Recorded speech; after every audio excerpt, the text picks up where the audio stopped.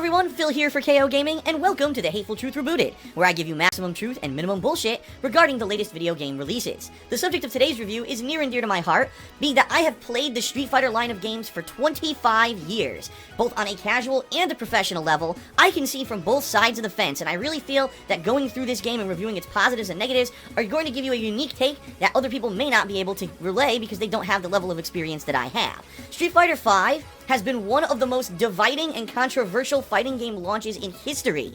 And in this review, we're going to examine exactly why people of different audiences may like or dislike this game, and then I'm going to give you my overall thoughts. So here we go. So essentially, when you start talking about a fighting game, the first thing you want to examine are the characters you can select at launch. These characters are going to be the core components of your game and are going to take you throughout that initial competitive run, and you want to know, gee, what is there to offer? Well, Street Fighter V offers 16 characters from the get-go, an interesting mix of classic characters who return from the series like Ryu and Chun-Li, some returning characters from previous iterations of games that maybe haven't been seen for quite a while, such as Birdie, and even some new characters to throw in there for variety and to have some kind of a new experience, such as Nikali and Rashid. So there is a good mix of old, new, and returning characters in Street Fighter V, although admittedly as they were announcing the cast selection for this iteration, I was like, it really seems they're just picking every character that has not been in Street Fighter for a long time, but I digress, it's still a good variety. You're going to have your zoned combat with ranged projectiles, you're going to have up-close grapplers with like Zangief, you're going to have teleporting characters, you're going to have all kinds of different gameplay elements here that is going to give you a wide variety of gameplay styles, so no matter what kind of a fighting game player you are, you're probably going to be able to find a character who is part of your forte,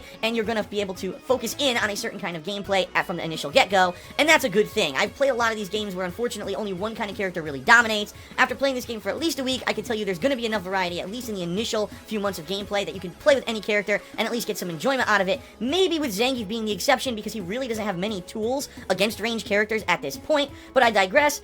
The cast is varied, the cast is interesting, and there's enough characters that you'll get bang for your buck when it comes down to playing with each of them in a different way.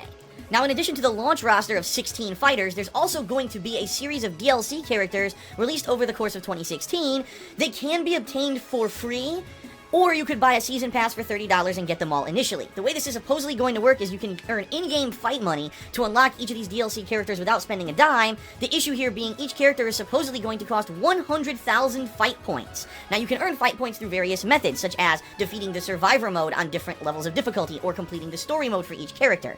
Beating the story mode of the game will earn you about 100,000 total fight points, which means you can get one character for free. Survival mode will earn you various different points depending on what difficulty levels you complete it. But essentially, the core gameplay of the game is going to be online play, which you only earn around 50 fight points per fight. So just do the math. 100,000 fight points divided by 50, it's going to take you quite a lot of matches in order to earn each character. For most people, unless you're constantly playing the game online, this free-to-earn model may not work, and I get the feeling that many people may find themselves buying the characters or the season pass down the line who initially thought that this free model was going to work for them. I'm probably one of those people because I certainly don't have enough time to be playing thousands of online matches just to earn enough points to get these characters for free. So really dependent on your skill level, dependent on your amount of free time and how much time you want to dedicate to the game, this free-to-get model for DLC characters may or may not work for you. Once again, Street Fighter V does some unique things with the gameplay system that mixes it up. You've got a V-Skill available, which is a new ability for each and every character that is individualized for that person's playstyle. Some of these abilities will allow you to absorb projectiles, for example, while others will allow you to maneuver around the screen or have some kind of unique special move. Every character's V-Skill is different, and ultimately I'm sure people will find out which ones are much better than others in the long run, but it is kind of fun that every character has their own unique kind of thing, while in Street Fighter IV, everyone had the same kind of deal when it came to the focus attacks and the dash canceling. In this game, everyone's a little different, and that's a cool thing. That same thing carries over to the other new system, the V-Trigger system, by which you have a V-meter that builds up during the course of the match, and once it is filled, everyone has some kind of a unique ability. For example, some characters can blow through projectiles with a huge combo-style move, while others will get temporary buffs to speed and damage. So, again, every character unique, every character different, makes it feel a lot different than Street Fighter IV, where it was more kind of generic, and it ended up being more about what characters simply had higher priority with their special moves in Street Fighter IV, because everyone had the same focus attacks and dash cancels. In Street Fighter V, it's a lot more individualized per the fighter that you select. Another new addition to the gameplay engine is the crush counter system, by which each character has one or two normal attacks, which if timed correctly will hit a counter hit on your opponent, causing their body to crumple and leaving them wide open for a follow-up attack. Now every character is different. Some people will have like standing heavy attacks that are way more maneuverable than others. Some people's crush counters are way safer than others, and again, really adds to the uniqueness of the game engine where it's not everyone has a generic tactic, but everyone has kind of a unique take on this system. Crush counters are cool, and ultimately I'm sure people again are going to find some really abusable ones in the long term, only having the game out released for a week, it's very hard to say in competitive play how these will essentially pan out, but for now, the system feels unique and different, and a lot different than the gameplay of Street Fighter 4, which is a good thing. The graphics of Street Fighter 5 are also kind of interesting, because they took the more cartoony look of Street Fighter 4 and definitely seemed to try to make it look at least a little bit more realistic. Some of the female characters are pretty sexualized, which I'm very surprised, considering the fact that there's been so much issue with SJWs and all kinds of criticism. I mean, Capcom even removed the ass slap animation for Armika, only to find out in the final game, there's a ton of outfits for some of these characters where their boobs are hanging out, and it's pretty crazy, but I digress. The character models for Street Fighter V look a lot better, a lot more detailed than they were in Street Fighter 4, and no surprise here because obviously the technology has advanced since 7 years ago. However, it needs to be said that the background animations for this game are kind of peculiar, with frame rates dipping down into sometimes the teens, and some of these characters in the background that normally would just kind of be periphery things, almost becoming distractions when you notice that they're chugging along. And I have to say, I don't think that the backgrounds were kind of a focus for the game developers here. I think they were really focusing in on the fighters in the foreground, which is fine, but still, for a game that's supposed to be a AAA release from a big-time game dev, it's bizarre to see some of these backgrounds kind of chug along and not certainly be as high quality as the characters in the foreground. It's a little bizarre. Now let's talk about ultimately what has been the polarizing, controversial topic when it comes to Street Fighter V, the amount of game modes and content available during launch. Whether you are a casual or a competitive level Street Fighter player is going to be a critical part of your decision of whether or not you want to play this game right now, and so let me break it down for you because I really feel that it's essential to examine this game from two different sides. First, let's talk about the competitive standpoint. If you're the kind of person who wants to play the living hell out of Street Fighter V, you want to become a pro-level player and attend tournaments, this game was pretty much catered for you. From the get-go, you've got a training mode that has far more options in it than ever before when it comes to customization of what you want the AI to do. You've got many kind of options right from the get-go that really allow this to be a robust mode where you can try to learn game essentials if you have tons of time to put into it, to just sit there and test, gee, does this move beat this move? Does the timing of this meaty beat this? And really, essentially, it's almost like a train yourself kind of deal when it comes to the game. The online gameplay component is also pretty good, with consistent matches of netcode that I have to admit is better than Street Fighter 4's. I know a lot of people wanted to know my opinion on the online connectivity of Street Fighter V. The bottom line is, yes, overall, on launch week, the experience I had with most online matches in Street Fighter V were far better than the overall experience that I had with the years of Street Fighter 4. It seems that this rollback-style netcode that they have implemented, for the most part, is working, and although maybe 1 out of 10 matches you'll get a frustrating one where you see things jumping around or you strike your opponent and then the game takes it back, for the most part, it's a lot better. You don't get any of those slow motion matches, any of those matches where you do a move and it's literally 2 seconds later that things happen on the screen.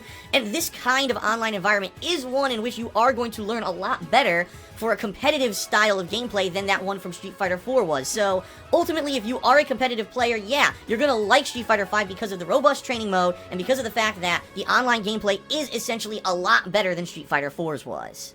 But let's face it, if you're a competitive Street Fighter player who's addicted to the Street Fighter series, you're probably going to buy Street Fighter V anyway. So what is there to offer in Street Fighter V for the more casual audience, those who maybe won't be jumping online at every moment's notice to play other people, but maybe want to enjoy the game in a more single-player setting? This is where we begin to run into the major problems with this game. From everything that I've seen this week, this game was designed for the hardcore, competitive audience, period. And I hate to say that, but it's pretty apparent who this game is being aimed for, and it's not the non-competitive player. At launch, the game only has 3 offline modes available: Story, Survival, and Training.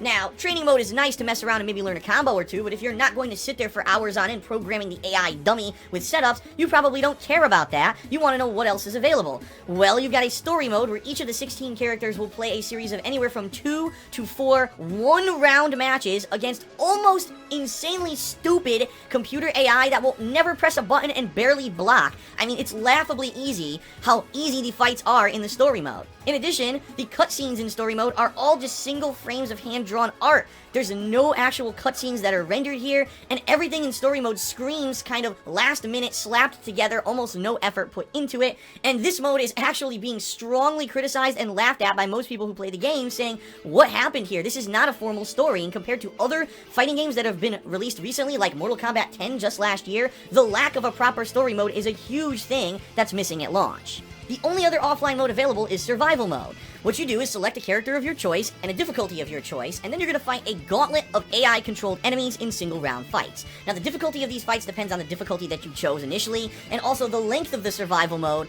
also depends on the difficulty. For example, if you select normal, you're going to enter into a gauntlet of 30 fights, which about the first 10 to 15, almost AI non-existent. Then finally, it'll start to ramp up, and then by the end, the final 2 fights, the AI gets so crazy it actually reads your button inputs and will react directly to what you're doing, which actually has caused a lot of controversy around the internet with people saying, I just spent 20 to 40 minutes going through survival mode, blew through it just to get to the final guy, M. Bison, who reads every button input I do and easily defeated me. What gives Capcom? But I digress. Yes, the difficulty will actually increase over the course of the rounds. Now, the interesting thing here is that at the end of each round, you get an option to purchase some kind of an upgrade based off of the amount of points that you earned during that round. So, for example, you could buy a defensive upgrade. That means in the next fight, you'll have higher defense and take less damage. Perhaps you could buy a health regeneration, so if you lost a lot of health in that single fight, you can get it back for the next fight. And, of course, the most interesting one of all is the doubler feature, which is always available, but is a different selection for each fight. Some doublers make it so that you don't build up your super bar or V-skill bar during a fight, but you'll earn double points. Others make it so that if you literally get touched by any attack, you will dizzy. So that's kind of a unique one, but again, you'll get double or triple points. And of course, some of them are ridiculously overpowered in which, oh, you have 0 health, so if you get hit once, the whole thing's over. That one's pretty risky, and I wouldn't recommend that one for anyone. But the fact that between rounds you get these options to select different things, and that depending on, gee, am I coming into a harder fight, am I coming into an easier fight, so I can maybe do a double down and try to earn more points, it really is an interesting strategy. And by the end of survival mode, if you do complete it, you will earn not only tons of fight points, you'll also earn new colors for your character, as well as some, some cool unlockables, such as a new title for your character as well. So ultimately, if you do tough it out and get through survival mode, that's a great thing. You're going to unlock a ton of stuff. But the question is, for the person who bought this game just for offline play, do you really want to go through 30 to 50 to as upwards of 100 of these single round fights just for the sake of unlocking colors and titles and a few fight points for your character? It really is a repetitive grind. And when you look at this content and you say, so either I play a story that's incredibly short and just smashed together and not very interesting for each character, do I do training mode, which is just training mode, there's nothing to it, or do I play survival mode, which is just repetitive fights? What exactly am I supposed to be going for in the offline content of this game? And in fact, it absolutely needs to be called out in this review that the offline content of Street Fighter V is a huge step back from what was available in just the last iteration of Street Fighter IV. There's no arcade mode to speak of, which is the traditional and classic mode that's present in almost every single fighting game ever, and why they chose to not put an arcade mode into this game, I have absolutely no clue, because it would have been a no-brainer and easy thing to do, and it's not there. In addition, there's no challenges. I mean, the trials/challenges have been a huge part of Capcom fighting games in the last console generation, where you try to do these really difficult combos, and it could take a long time, but it also could allow you to actually master the timing of your character. Again, not present at launch, and the fact that there's just nothing else to do besides a really quick story mode and a highly repetitive, annoying survival mode begs the question, should you buy this game if you're not going to play it at a competitive capacity? And I think the internet, at least, has come to a pretty strong consensus at this point. No. Street Fighter V has almost nothing to offer for those who will not be playing this constantly against other humans. So, that pretty much says it all. I mean, this game was 100% developed for the competitive player, and if you're not a competitive player, at least right now at launch, there's almost nothing to offer you. But to be fair, let's talk long-term strategy, because Capcom has come out and said, no, listen, we understand that this is a very kind of bare-bones game at launch. However, we are going to be releasing free DLCs all year, and all these new modes are coming out. For example, supposedly in March, there's supposed to be a challenge mode that's actually released for the game. There's also supposed to be some kind of a boss rush mode where you'll be fighting AI-controlled opponents that aren't necessarily characters from the game, but maybe like more nerfed versions of them, that if you defeat them, you'll be earning fight points and titles and such. And apparently coming out much later this year will be a full-fledged story mode that will span a couple hours in length and is supposed to tell the full narrative of Street Fighter V. Why these features weren't included in the actual retail release of the game baffles the mind, but those who have done research have pretty much also come to a consensus. It's because they wanted this game available to the competitive players as soon as possible. The competitive players are chomping at the bit for a new game because Street Fighter IV is incredibly old and most people have moved on from it. The Capcom Cup competitive tournament circuit needs to have this game available ASAP so they can start having qualifiers for EVO. So they literally rushed this game to market bare bones so that at least the competitive aspect was there so they could hold it in tournaments, and pretty much didn't give a crap that the common person who bought the game wouldn't care about that. And just released it as is. Now, you can make do with what you want there, and you can decide for yourself if you think you can trust Capcom to actually release all the content that they're promising over the next few months. But the bottom line is, at launch, this game is only geared towards the competitive, and if you're not a competitive player, you're probably going to want to skip it. So let's talk positives and negatives. Positives of Street Fighter V is that the game engine is very much revamped from Street Fighter IV. It's got a lot of uniqueness to it, it definitely feels fresh, and the gameplay is pretty solid. In addition, the initial cast of 16 characters are well varied. There's not one character that was overwhelmingly seeming dominant over anyone else in the initial launch week, and I do think that there is enough here to actually add to a log variety of gameplay in at least the next few months so that people don't get bored of the game right away.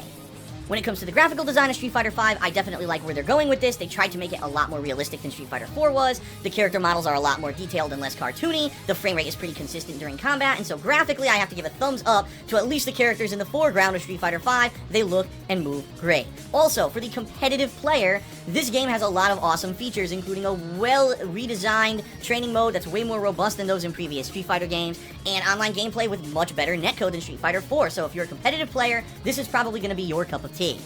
But now for the negatives, and I've got a lot to say here, so prepare yourself. First of all, the lack of traditional offline game modes that have been present in Street Fighter for the past 20 years is completely unacceptable. I don't care about the Capcom Cup competitive circuit. There is no excuse to release a $60 retail game in this day and age and have bare bones features with the promise of giving them later. You know, Splatoon tried to do this last year for Nintendo, and at least Nintendo did follow up on that and did provide tons of content. Do we believe Capcom as much as we believe Nintendo?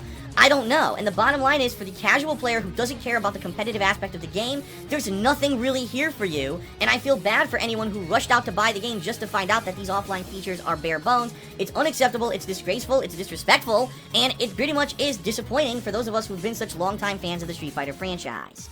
The next negative is actually very much affecting everyone playing the game, whether you're a casual or you're a competitive player. The online matchmaking of Street Fighter V is incredibly inconsistent. Here's what I mean. Sometimes you'll log on and try to play a game, and you'll get one within a minute, it'll be a great connection, and you'll be like, wow, that was awesome. Then another time of the day, you'll try to go play, and you'll be sitting there for 10 to 15 minutes before the game finally finds a compatible match, starts the match, and that's if the match even works. Sometimes it'll just drop out of nowhere. The game is still suffering from constant server disconnects, which, by the way, will kick you out of a survival mode run. So just imagine investing 30 minutes to an hour into a survival mode run, you're near the end, oh, server disconnect, and now it resets you, and you've completely wasted all of that time. Incredibly frustrating. Why Capcom cannot get the servers for this game to be more consistent? Why it can't find matches way more easily as in every single other fighting game they've ever released before? I have absolutely no idea, and they've been completely tight-lipped about the whole subject, almost like they have a totally new group of people working on this game who don't even know what the work was of the previous dev teams who made previous fighting games, and they're just not going to say anything. They're just going to keep saying, oh, we'll get it to work, and then all of a sudden it crashes again, and they rush in a panic fury to try to get it working again, and it's a joke. I mean, it's a fighting game. The whole sales point of a fighting game is that at any time you can jump in and fight against people all over the world, and if you can't get that experience, what's the point of buying a fighting game? Right now with Street Fighter V, it's incredibly inconsistent as to if or when you'll ever be able to get a match. Like I said, you might be able to get one from the get-go, you might never find one, and it all depends on how Capcom servers are feeling. So, in that regard, incredibly inconsistent and really annoying.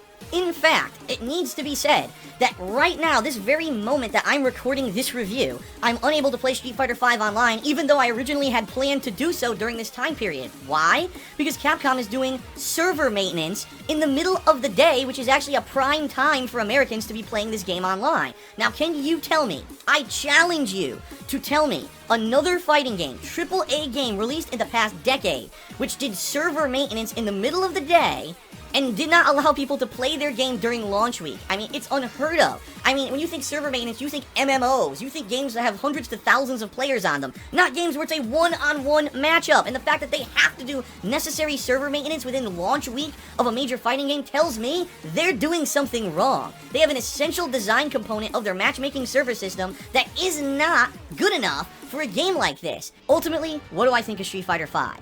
When it comes to the essentials of the game from a competitive side, I could tell you I think the game is pretty good. And although that could change in the long term, especially with these games, different strategies and things that are found out within the first few months, and there might be something super abusable that's discovered, for the most part, Street Fighter V feels like a solid fighting game from the get-go with a wide variety of gameplay, a lot of fun when it comes to the cast and the design of the characters, and ultimately, if you're a longtime fan of Street Fighter and you're planning on playing this game competitively, this is going to be a good buy. But if you're not, if you don't want to play against other humans and you're looking for a robust experience, experience similar to what NetherRealm has put out in the past kind of years, and also, hell, Street Fighter 4, you're not gonna find it here, at least not at launch, which makes it difficult for me to actually review the game now, because it is an incomplete game that you're gonna buy for 60 bucks. If you're not gonna be initially playing Street Fighter 5 competitively from the get-go, I cannot recommend a purchase. My best advice for you is to wait and see. Will Capcom actually live up to their promises in the next few months and release all of the stuff that they claim they're gonna put into the game and make it a more complete experience? If they do, then maybe buy it at a later date, but then no way can I recommend buying this game